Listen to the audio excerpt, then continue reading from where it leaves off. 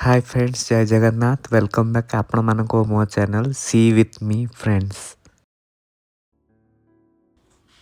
सकाळु सकाळु आमे बाहरी गलु रानीपुर झरियाल, जोठे 64 जोगिनी टेम्पल अच्छी। बहुत पुराना टेम्पल, 1200 शताब्दी रो। एठु आपण इंडियन फ्लैग भी देखि पारथिबे।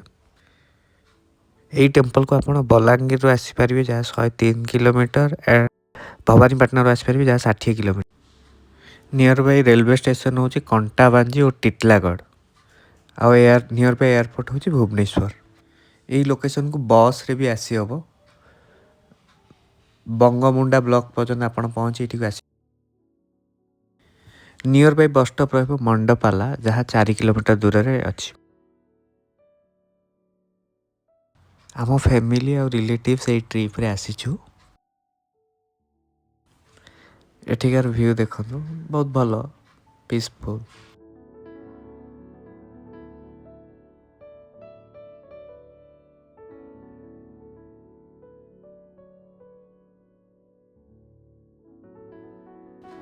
आउ फाइनली आसी पहुंची गले मंदिर पाखरे।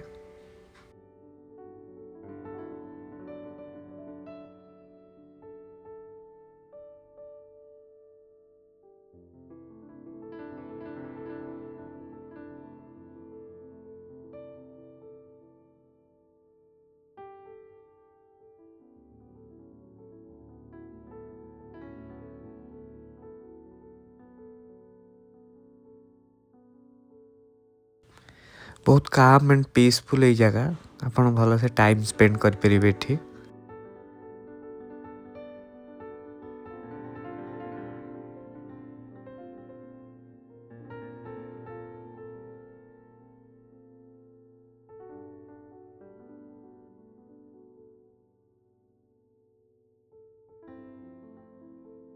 एटा मंदिर पाखर चारि पाखर व्यू एमिति देखा जाउची। ए टेम्पल देखो, ये छोट छोट मंदिर अच्छी, भितरे अच्छी बड़ मंदिर।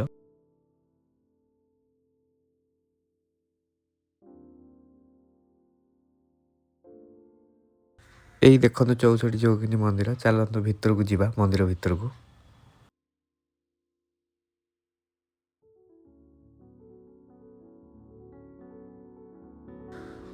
मुझे आपको कही एटा बहुत पुराना मंदिर, 12th सेंचुरी रो।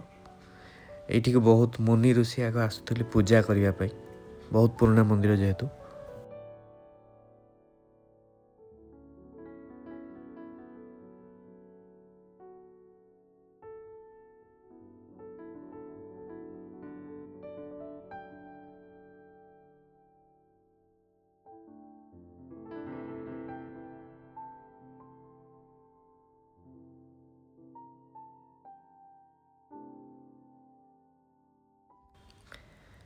फाइनली आम आसीगले मंदिर भितर को।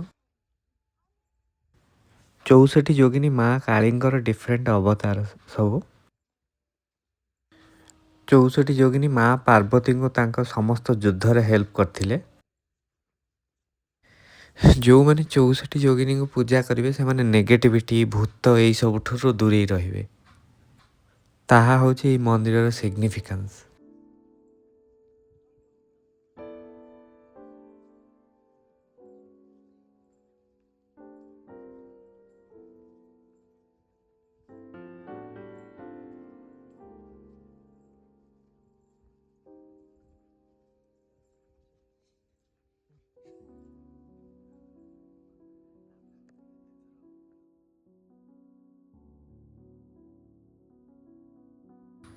आमे चली आसलु पाख पोखरी को देखा।